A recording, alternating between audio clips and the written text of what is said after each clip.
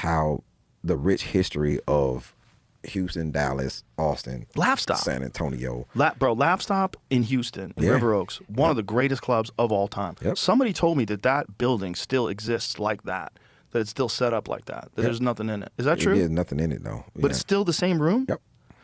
Man, we might have to do a Mothership Houston. Yeah. That's, yeah. See, if there's another city that could support like a large group of talented up-and-comers, Houston's one of them. Yeah, so, we have Secret Group there. We have... They had the other Cap City that was upstairs. Remember they opened up the second one?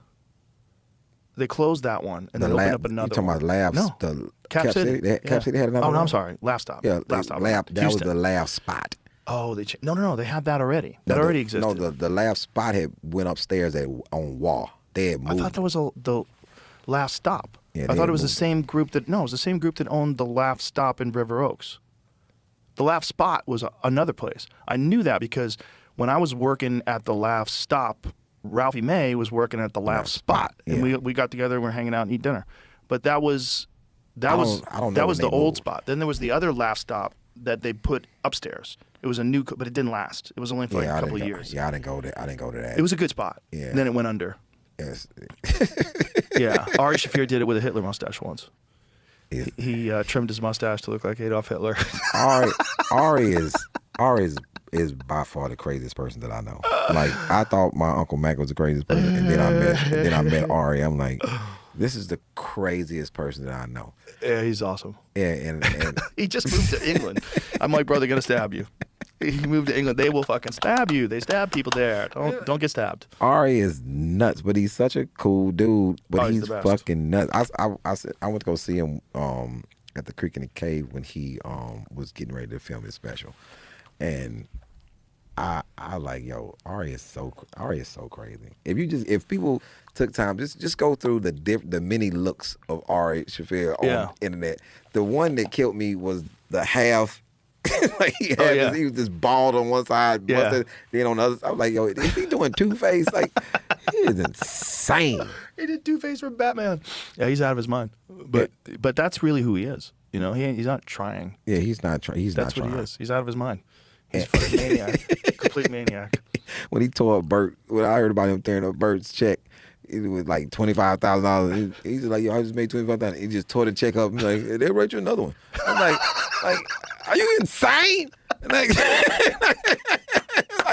he's the craziest person. But he's fun. I've had some great conversations on the phone with him, and he's just, and I was very fucking smart dude. I was very smart honored dude when he called me to do the Endless. Mm-hmm. I was like, that's cool, because that's where that's a pivoting point, a major point in my career when I did.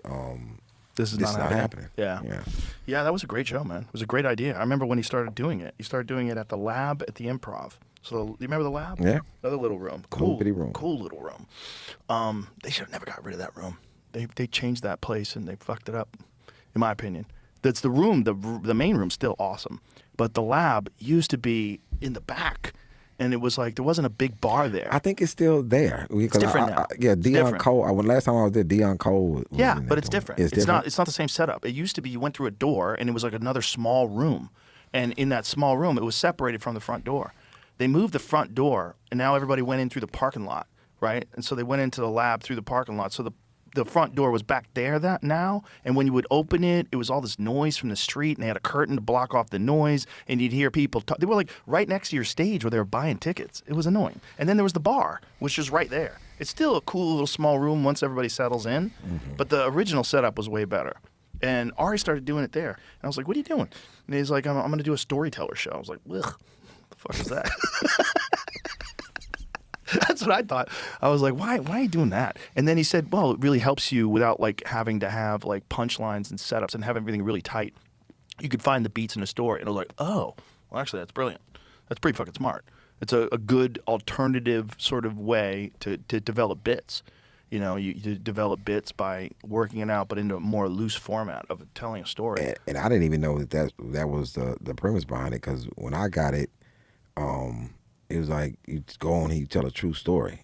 And I was like, okay, cool. That's my thing. Right. And I had just won Comedy Central's Comic to Watch in like 2013. So you get a package, you get an album, you get a half hour, and you get a chance to go on one of the shows that's already on Comedy Central. So they was pitching me at the Adam Devine show, and I was like, I don't like it. And it was another show. I was like, nah, I'm cool. So every show that they would say that they wanted me to go on, I was like, no, that really ain't my thing. So then Chase DeRusso, young comic, called me and said, hey, listen, you might want to go on This Is Not Happening. I was like, what's that? He said, it's a show start on the internet. You know, I went on and I watched both seasons of it on the internet. And I was like, yo, this is the one. So I called Ann Harris, that comic. I say, this is a show that I want to do. And Ari didn't know me. Ari's like, I don't know him.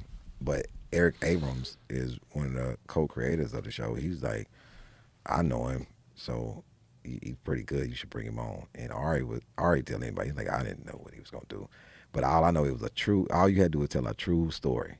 And I was like, perfect. Eric thought that I was gonna do the story that I did on the second time that I was on, I was like, when I got there, I was listening to people's stories, and I was like, no, I'm gonna do a lighter story, because the second story is Mitchell. It's like when I was gonna kill his CO, and I was like, nah, I should do a lighter one. And then I did the prison ride, which is affectionately known as Mixing Got on Boots. And Ari was like, the best fucking story I ever heard. I'm like, it's me telling the story about a riot, a prison riot. And I'm telling what happened. And I only did like 16 minutes of what happened. That was a whole ordeal. Like, it wasn't a 16-minute riot. It was like 9 hours. Like, the whole thing is like 9 hours. I only told the beginning part of it, which was, pretty cool. You know what happened? How Ari lost the show, right? Yeah. Yeah. And so when the show came back, it was with Roy Woods. They called me to do it. And the loyal spirit in me, I called Ari first. I was like, hey, they want me to do this show. I'm really not fucking with it. And he's like, no, do it. I was like, what? He's like, I heard about all the stuff. He's like, man, do it. Eric is still shooting it. You know what I'm saying? So you should do it. He goes, we wanted you to be the host, but they didn't want you to do it. They got Roy, which is cool. I don't think they wanted anybody affiliated with Ari to do it. Yeah. So they were punishing Ari. So when they asked we should tell people why. So for people that don't know, Ari got a deal. He got an offer to do a Netflix special, and he wanted to do it. And they wanted him to do the special on Comedy Central. And he said, well, I don't have to. It's not in my contract. They said, well, if you don't do it, we're going to cancel your show. And he was like, wow, I can't believe you would do that. And that ain't what you tell Ari. Nope. No. So we were trying to figure it out. I offered to host it for free. I said, I will come in and host it. I'd already done it. So I'll come in and I'll host it for no money. I go, because he wanted to make sure that everybody was paid. He was going to take out a loan. And Ari was going to pay all the grips, all the camera people, because they, these people, they chart out their year. They're like, oh, I'm doing This Is Not Happening for the next 6 weeks, and then I'm doing this for 5 weeks, and that's their year. And that's how they budget their life. And Ari decided that he was going to take out a loan to pay everybody. So, and I'm like, wow. I go, listen, man, go tell Comedy Central that I'll host it for free. They weren't interested. They weren't interested in anybody affiliated with him. He offered up a bunch of other comics. Yep.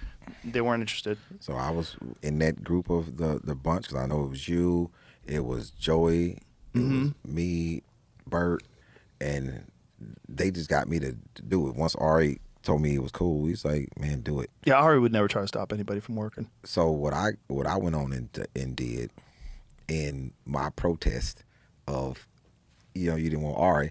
So what I did was told a story about Ari.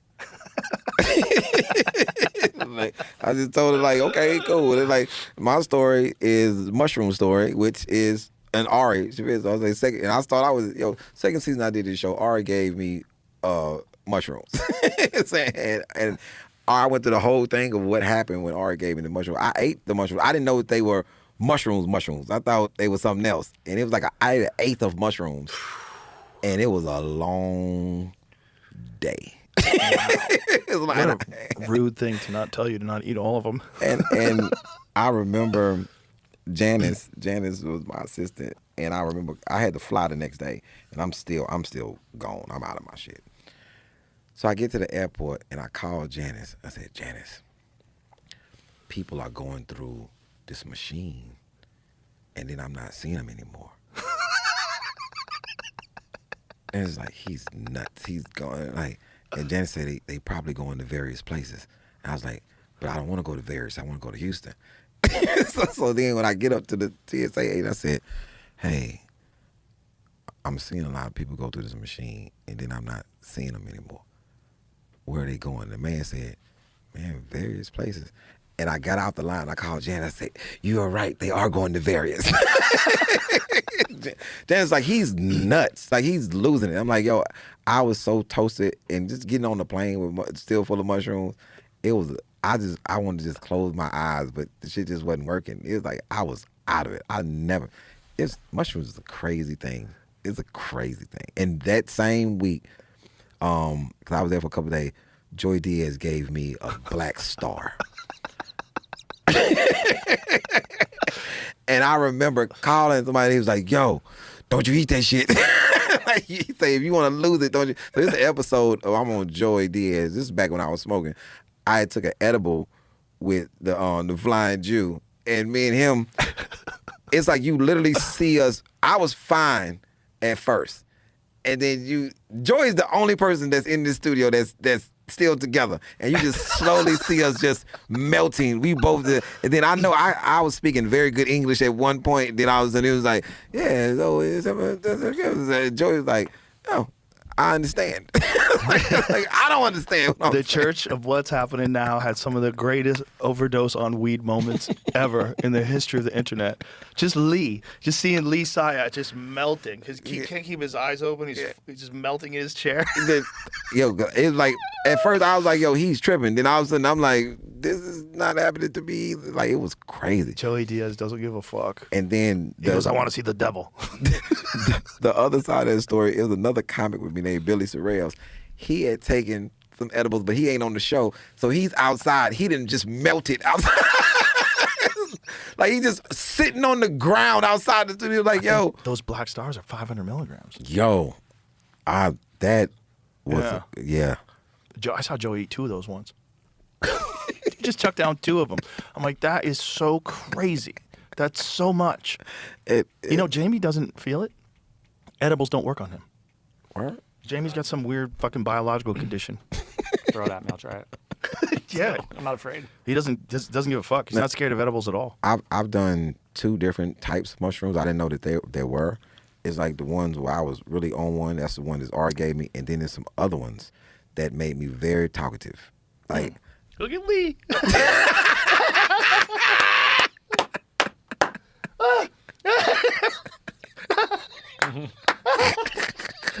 drool on his shirt. Bro, he's in another dimension right now. Oh. He can't keep the headphones on. He doesn't know what to do. Joey's the best. They're back. They're doing it again. They back? They're back together again. Yeah. Oh, man. They're doing it. Are they doing it out of New Jersey? Is that what they're doing? It has to be. Yeah. He's the best. I remember I called Moses Malone for Joey because he's a big Moses Malone fan. Before Moses died, I called him. He's like, you know Moses Malone? I said, no fucking way you know Moses Malone. I'm like, yeah, no fucking Moses. And then Moses was nuts too. Like, Moses Malone was a fucking nut. Have you heard about these new mushrooms that make you see little tiny people? Oh, no, I haven't. The talkative ones were, like, I called a lot of people on my phone, and everybody's same report was, you call me like 3 a.m, talking about you want to talk to me about my life. I'm like, and which ones are those? What did you take? It's not psilocybin? It's something different? Yeah, it's something different. It made me very talkative. Delay. I told Delay about him. What that would be? This comic named Delay. I told him about him because I called him and I talked to him for like hours, just about. So then he ended up taking the same mushrooms. He called me and I knew what it was. I was like, "Go ahead, just talk." And he was talking his ass off. I had put the phone down and went to sleep. I woke up. He was still talking. I was like, "Yo, this shit is crazy." What is it? I gotta. Jamie, put that into Perplexity. I got to call. Put that into our AI sponsor and find out what mushrooms make you talkative. Yeah, I know who gave them to me, so I called her and asked, "Hey, what was them shrooms that you gave me?" Because she went and bought them, and like I was a fucking talkative mess. I don't know what that is. I've never heard of that before. Most of the time when people take shrooms, they can't talk. They're just like, No, I was on one. That's crazy. I wonder what that is. Because the ones that Ari gave me. It's just magic mushrooms, just in general. Huh. Some people's response to it. Yeah, but it seems that there's different responses to different ones. I know. I'm saying on the screen says what I just said. Huh. I don't think there's enough research for Perplexity to have an educated answer. Right? How much research are they doing out there? Talkative social on magic mushrooms, but there's no specific mushroom reliably proven to make you talkative. All right, ask if there's a mushroom that makes you see little people. Yeah, that's different. I know. This. I know, but I want to see what Perplexity has to say about it. What does Perplexity say? Ask it about, is there a mushroom that makes you see little people? Let's see if it really is up on its psychedelic science. It's just to repeat the articles I just pulled. I want to see what it says, though. It's just a question to see how it handles this. Yes. A specific edible mushroom called Lanmoa asiatica has been reported to cause very vivid hallucinations. You say hallucinations. Maybe they're really little people right there. Of little people when it's undercooked, a phenomenon known as Lilliputian hallucinations. See, the thing is, how do you know it's a hallucination?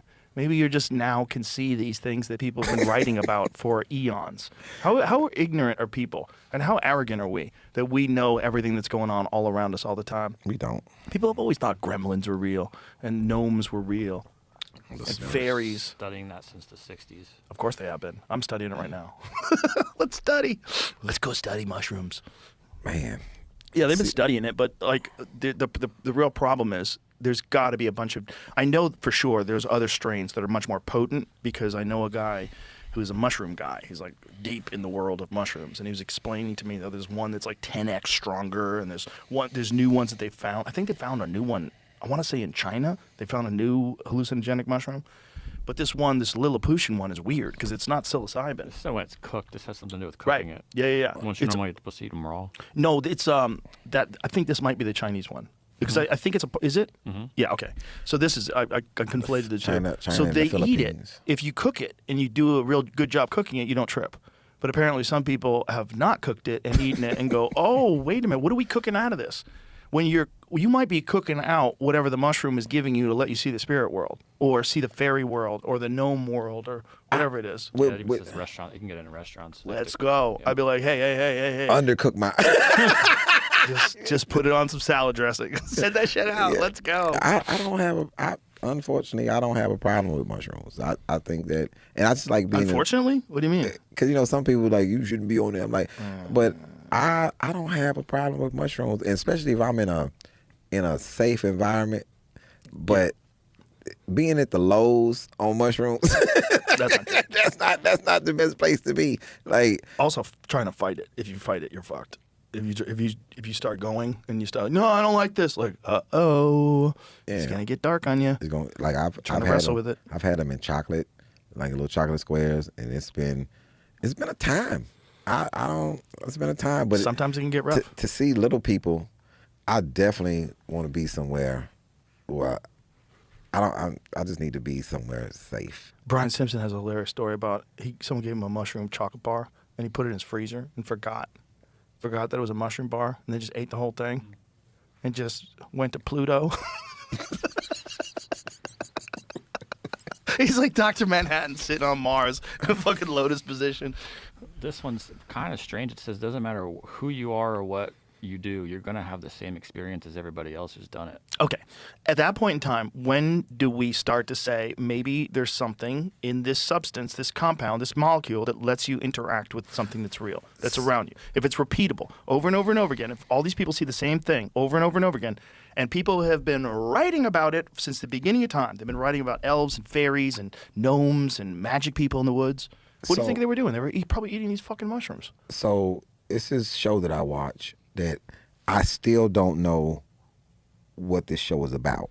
But I'm on season number 4. And I have no idea what show is it? It's called From. I've been watching it. I love that show. I'm in the middle of season 4 right now. And so he's taking mushrooms. The one guy did, yeah. Well, spoiler alert. Spoiler. No, but you know. Spoiler, But you know already. Big spoiler. I know, but the people that are listening don't know. Hey, it's still going to be on Netflix fantastic. Don't fuck this up. It's good. No, it's on MG. No, they're moving It's on it. Paramount. They Are moving it? Oh, One of these shit. new shows that's been talked about is getting moved. No. That's still on Paramount. Yeah, I think it's MGM. I think it's at MGM. Yeah. Yo, and Great fucking show. Yeah. Very original. I still people. From is officially on Netflix. There it see, is. I'm saying it. Oh, That's damn. all. Oh, wait a minute. Hold on. Maybe it's on Netflix as well. Yeah, that's Yeah. that's all I was saying. Oh, that's what it is. Yeah, it came on. It Oh, I debuted see. on Epics, and then it's been But moved, you watched Good all these fucking show. seasons. Good show, but you have no, No idea. idea what There's no rules. it's. And so I called my director. I say, hey, I want to make a show that is about whatever we doing. And he's like, well, give me an example. I say, watch From. Like, I've watched all 4 seasons. I cannot tell you what this show is about. It's like I just Well, it's know that this people shit that is are trapped. good. For people that don't know, that want to watch it, it's these people are trapped in this town. They all have the same circumstance. There's a down tree in the road. They can't go further, so they turn around and they find themselves in a loop that keeps leading them through To this the same town. over and over and over and over again. And no one in the town can escape. And at nighttime, monsters come out, and they look like people. They look like a mailman. Yeah. They look very That normal. scary ass milkman. Oh, the whole thing's scary. It's scary. Like, that milkman is insane. Yeah, that old lady, Oh, that my knocks in the goodness. window. Oh, man. Terrifying. It's Terri- a terrifying show. It's- It gives me anxiety, and I know it's all fake. It's like it's a crazy show. Yeah. And season 4 is even more bizarre. Yeah. Like everything that I be thinking, I was like, yo, I think this is what it is. And then it doesn't be that, but then it come and I'm like, see? And but I'm like, see what? Like what am I like? I don't know the freak this show is going. They don't know. No one knows where it's going. But it's like Lost. The same people that made Lost made that show. Word? Yeah, Oh, that's man. why it has that same sort of feel. And- like crazy, doesn't make not you can't predict what's going to happen. cannot Nothing makes predict. sense. And Yeah, Lo- very entertaining. Lloyd tickles the shit out of me. Lloyd is mad about every goddamn thing. But it's a crazy show, but it's very interesting. Like I don't miss it. I love it. Yeah, I've been binging it. So I started, I guess me and my wife started about a month ago or so, and we burned through the first 3 seasons, and now we're into the 4th. Yep. Yeah, it's good. And I think the next season's coming out in 2027. But I don't know how I think the next season's the last season, unless they decide to keep it going. Nope. Finale. It's the And finale? So they just announced that it's going to be the last season. And Maybe when that money comes rolling in. But the thing about this kind of show is you can do whatever you want. Like you go back in time, you can do wild shit. Like I don't want to give anything away, but Yes. there's no rules. You can make anything happen. you can make anything. It's a happen. very strange show, but it's very entertaining. It's it's a very entertaining show. Yeah. But if you want to just sit at home and watch shit and not do anything, man, you never picked a better time to be alive. You could waste your whole life just staring at a screen. It, like when I ask people, because my palate for what I take in is different than a lot of people. And I turn people onto a show, like when I turned my boy on the Pinky Blinders, I was like, yo, Peaky Blinders is a great show. I was like, yo, you gotta watch Pinky Blinders. He called me and was like, yo, this is crazy. And I remember my boy D-Lay got so invested in what was the first show, the motorcycle show that I turned him on to. I know what you're talking about. I never watched it. What is that show? That motorcycle show that everybody liked? You know what I'm talking about, Sons of Jamie? Anarchy. That's it. Sons of Anarchy. I turned him on to Sons of Anarchy. And it's a person on there that you kind of get invested in. And I remember he called me and said something about him. And I was like, yo, who? Like, who? What you say? And I'm putting on my shoes. And then I noticed, are you talking about the person on Sons of Anarchy? He said, yeah, that's fucked up what they did. I was like, yo, you a crazy man. He's like, no, I'm so invested. And like, I was like, yo, man, you are a wild person. But, Sons of Anarchy, Pinky Blinders, like, I was big on Yellowstone.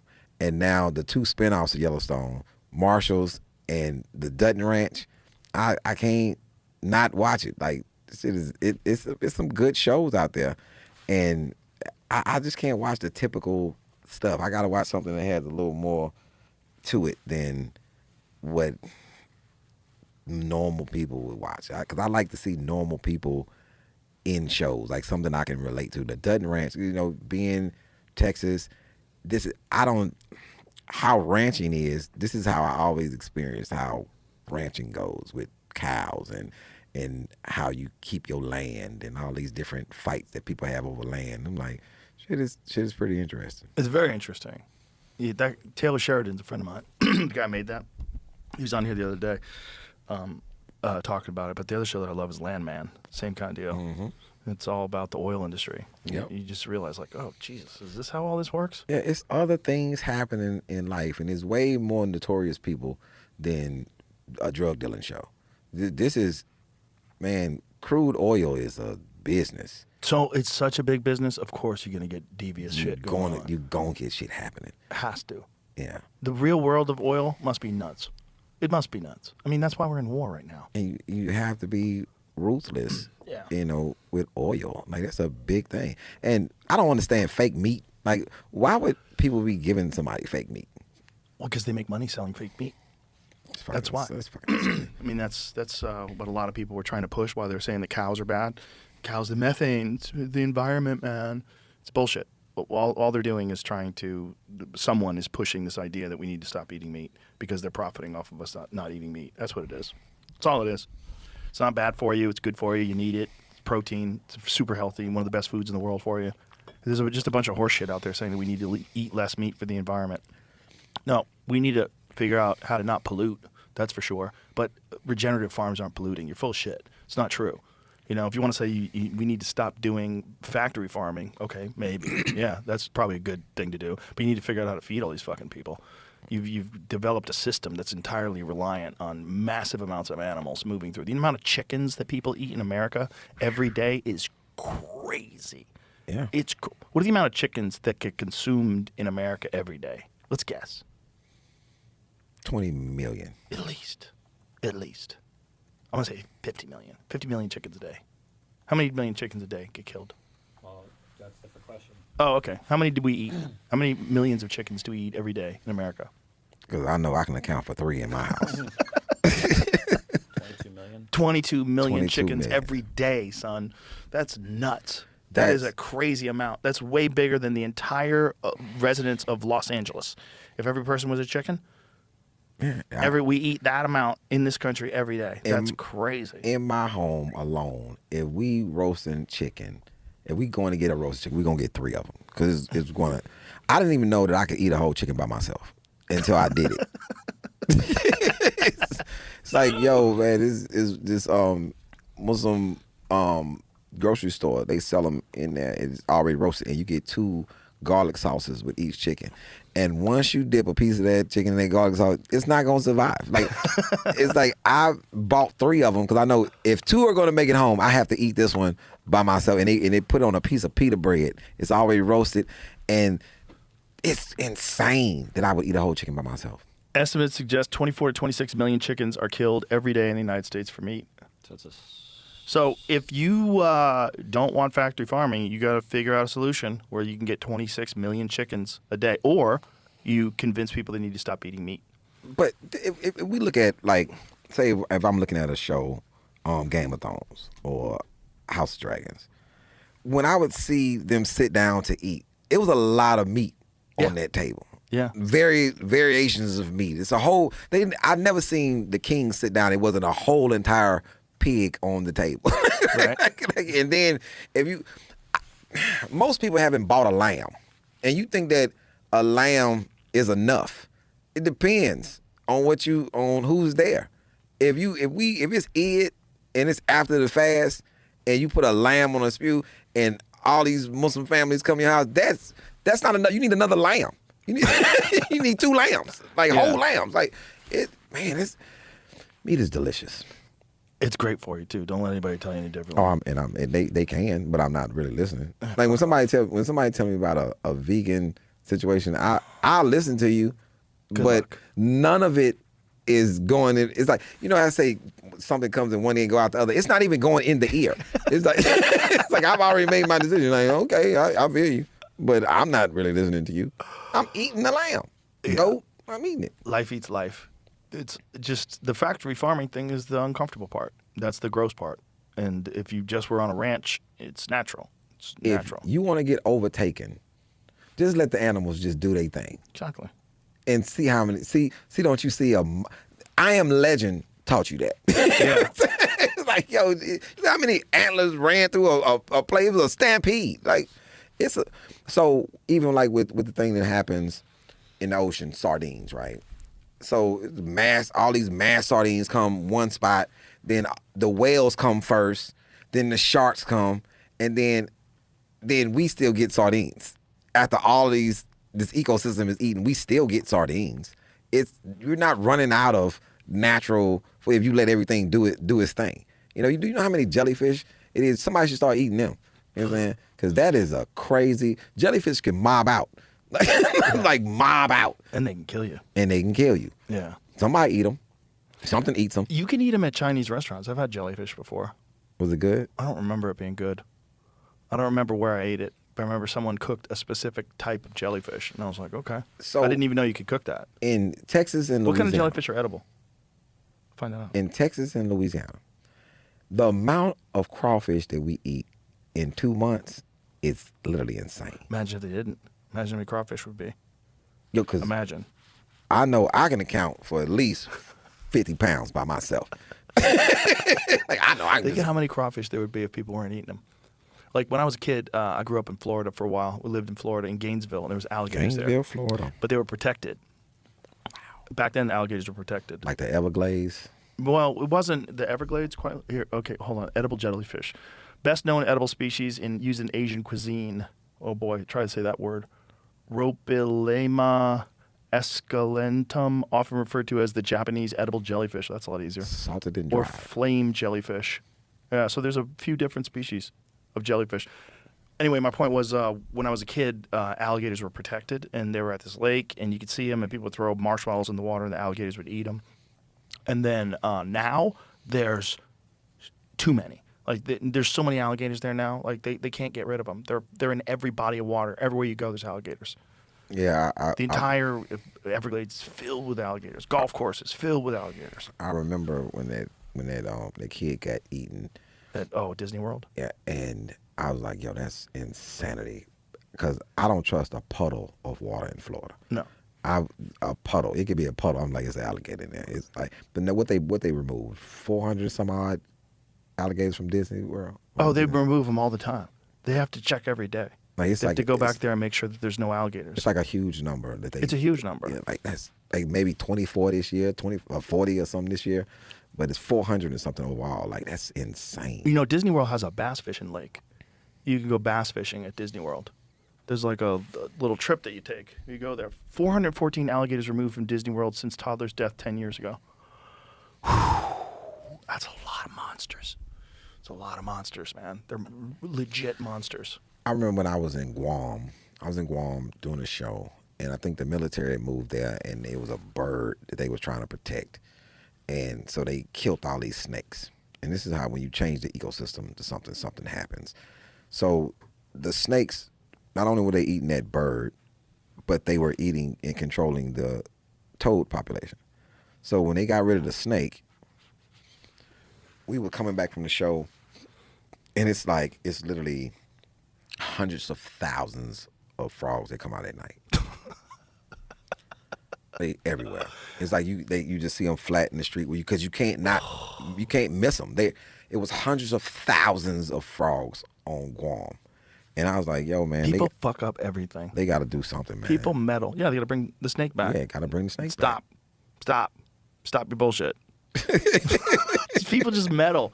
I mean, there's so many countries that are infested with animals that people brought in to kill other animals.